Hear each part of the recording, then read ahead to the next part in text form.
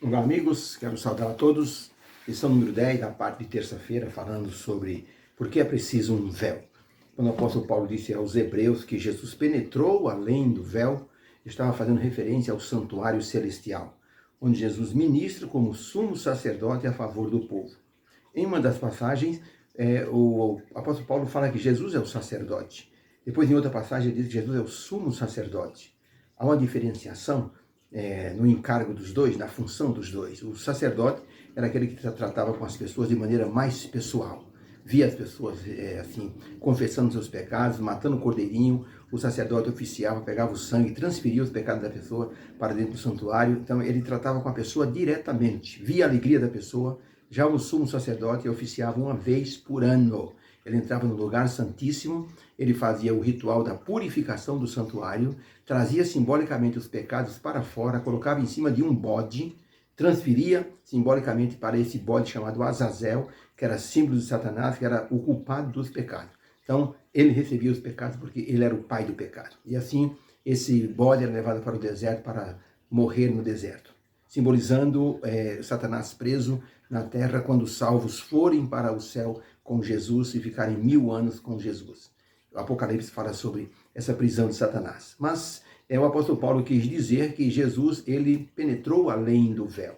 Vamos falar sobre véu. O véu é um instrumento que serve tanto para cobrir como fazer separação ou de ambiente. Tá? No santuário havia o lugar santo e o lugar santíssimo. Antes do lugar santo havia uma cortina, um véu que separava o lugar santo do pátio, da área externa. Dentro do santuário havia uma cortina, que era uma cortina grossa, que tinha 18 metros de altura e 12 centímetros de espessura. Era uma cortina muito forte. Tanto que fizeram um teste, 2 cavalos puxando, um para cada lado, não conseguia rasgar esse véu.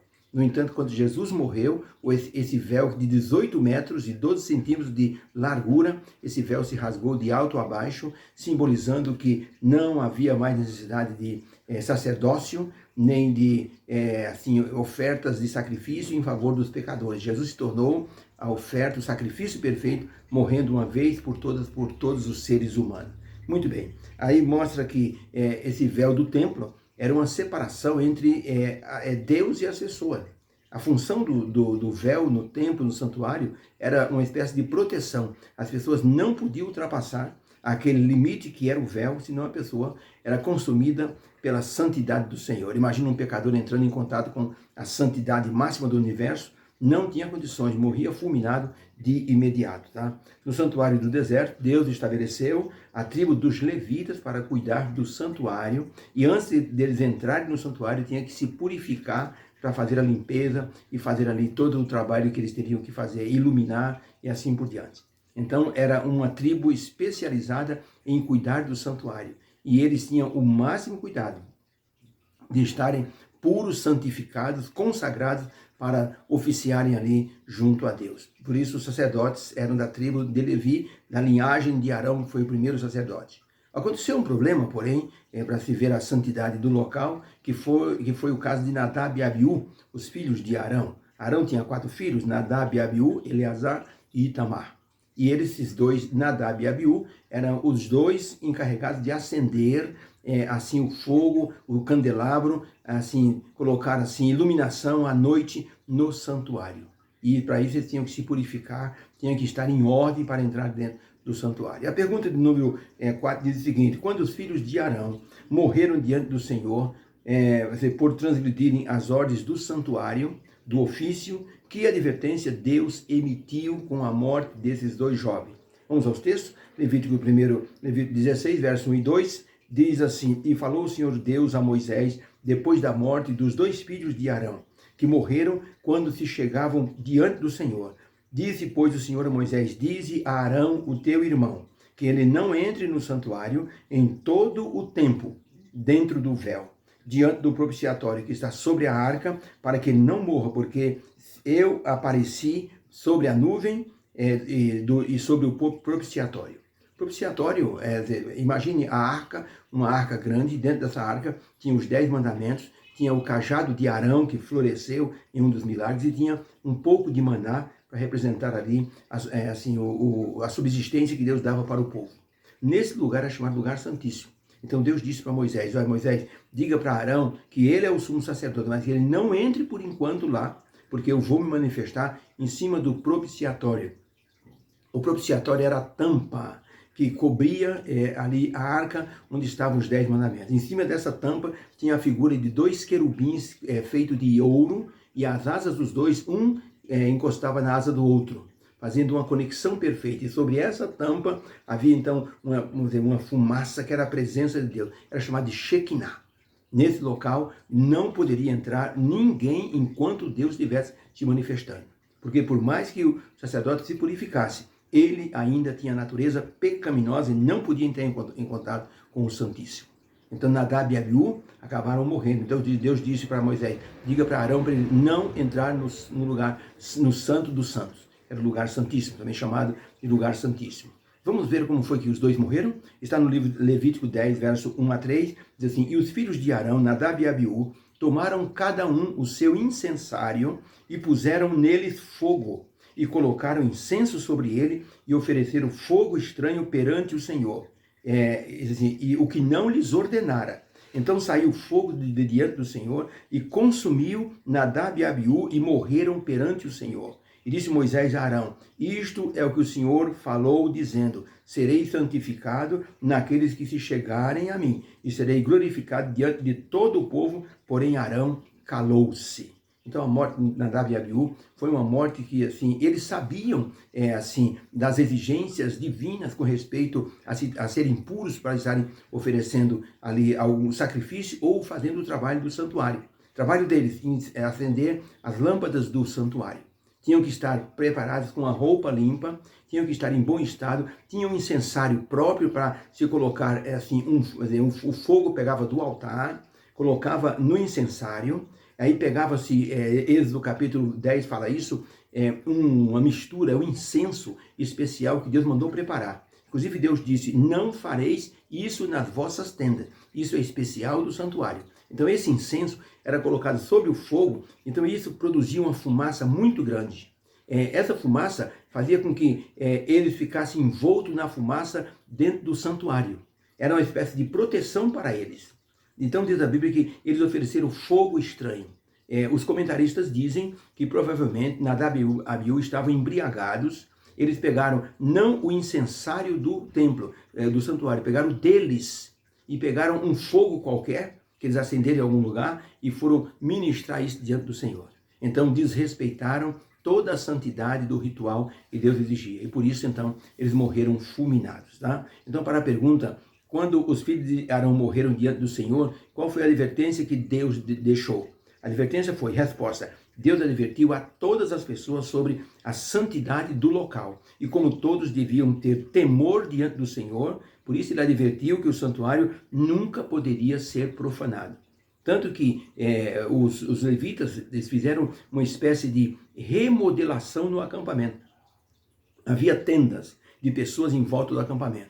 Tudo isso foi removido e a tribo de Levi, eles acamparam em redor do santuário, para que ninguém pudesse desavisadamente cruzar, por exemplo, ali a cerca do santuário e ser fulminado, porque o lugar era santo, era onde Deus se manifestava. Era chamado tenda da congregação. Era ali que Deus se manifestava. Então, era um lugar muito sagrado. Tá? O que separava o lugar santo dentro do santuário do lugar santíssimo, agora falando do véu, o que separava o lugar santo do lugar santíssimo era uma espécie de cortina, era um véu. E era, assim, suficiente para impedir qualquer penetração impura no local, onde ali sobre a tampa da arca, chamada de propiciatório, Deus se manifestava de forma assim maravilhosa. Então veja, havia um simbolismo nisso.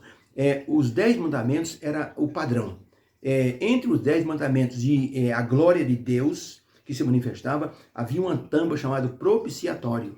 Esse propiciatório significava o seguinte, entre o transgressor e Deus, existe então ali uma espécie de um véu, uma separação, para que o ser humano, pecador, não fosse consumido por Deus. Por isso é chamado de propiciatório, propiciação, ou seja, faz assim uma espécie de defesa entre o ser humano pecador e o Deus Santo. Por isso havia a cortina que separava o lugar santo do lugar santíssimo.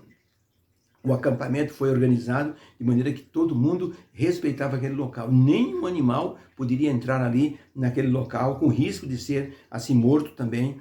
Por isso os levitas acamparam em redor do santuário para evitar que pessoas morressem. Tá? Jesus hoje é o nosso sacerdote. Ele entrou no santuário celestial. Diz que ele foi além do véu. Ou seja, ele estava no lugar santo, passou para o lugar santíssimo, a fim de ministrar em nosso favor, a fim de se tornar nosso advogado, a fim de se tornar, assim, o nosso intercessor diante de um Deus santo. Deus santo olha para os seres pecadores, ele os ama. Mas, assim, nós pecamos todos os dias. E, logicamente, nós temos que nos ajoelhar pedindo perdão. Não é uma coisa automática. Eu aceitei Jesus, então agora eu posso pecar. Não, tem que pedir perdão. É preciso orar, é preciso se humilhar, pedir perdão. É por isso o salmista Davi dizia: Senhor, perdoa os pecados que eu me lembro e aqueles dos quais eu não me lembro também. Então é importante que o ser humano, o cristão, saiba que ele precisa pedir perdão todos os dias por seus pecados. Reconhecer Jesus como Salvador e Deus como o grande mantenedor. Então Jesus se apresenta perante o Pai: meu Pai, essa pessoa pecou, mas meu sangue eu estou oferecendo por ele. Perdoa, meu Pai. E Deus nos ama, Ele nos perdoa, Ele nos aceita. Tá? O lugar assim, onde Jesus está é muito santificado pela presença dEle, pela presença de Deus e pela presença do Espírito Santo. Nós temos que entrar além do véu. Como é que eu entro além do véu? Através de Jesus, Ele me representa. Além do véu. Como é que um advogado, como é que um preso é representado diante do juiz? Pelo advogado. O réu não tem muita credibilidade, nenhuma credibilidade. Mas o advogado se apresenta e diz: olha, o meu cliente fez isso, mas eu estou aqui para provar ao contrário. E então o advogado representa a pessoa culpada diante ou de um delegado ou de um juiz. E assim ele tem condições de defender. E é respeitado por isso, por essa representação. Quando o general Pompeu, que assim invadiu Jerusalém no ano 63, depois de Cristo, ele conquistou Jerusalém, a pedido de Roma, ele entrou com 1 milhão de soldados. E a primeira coisa que ele fez foi entrar dentro do templo. Para a consternação dos sacerdotes, ficaram espantados. O general Pompeu disse: eu quero ver o Deus dos judeus. Ele entrou no lugar santíssimo e os sacerdotes ficaram com temor de que o general Pompeu fosse morrer fulminado. Mas o santuário já não tinha mais validade. Jesus havia dito isso.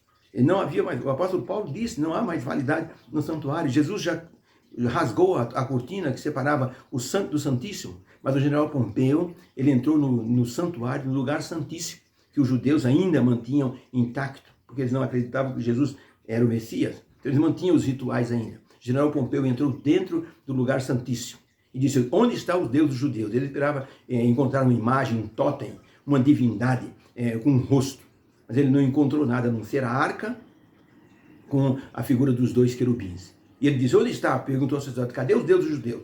O sacerdote disse: o Deus dos judeus está aqui dentro do nosso coração. Aqui é o templo onde Deus está. Nós não temos ídolos, nós não temos caricaturas para adorar. O general Pompeu ficou impressionado. Disse: é impressionante. Vocês são conhecidos pela resistência que vocês têm, porque seguem o vosso Deus. E eu queria conhecer esse Deus, mas eu vejo que eu não vou conseguir. Ele é invisível porque está em vosso coração. Deus, Ele quer a nossa adoração. Agora, o nosso reconhecimento, acima de tudo, é a nossa obediência. Por isso está escrito que é melhor obedecer do que sacrificar. Justamente por causa disso. Na obediência, nós estamos adorando a Deus. Estamos reconhecendo Deus como soberano do universo e Jesus Cristo como nosso Salvador. Por isso, Ele nos leva além do véu através de sua presença. Deus abençoe você. Tenha uma ótima terça-feira. Vamos orar. Obrigado, Senhor, por esse estudo que nos mostra Jesus Cristo entrando além do véu e nos dando acesso a esse local através de sua presença santa nos representando. Que o dia seja de bênção para todos. Em nome de Jesus. Amém. Fica com Deus. Um beijo no coração. Divulgue o nosso trabalho aqui no Facebook, no YouTube. A pessoa pode entrar, se inscrever, ativar o sininho para receber sempre assim a lição toda vez que eu publicar. Deus abençoe você e fica com Deus.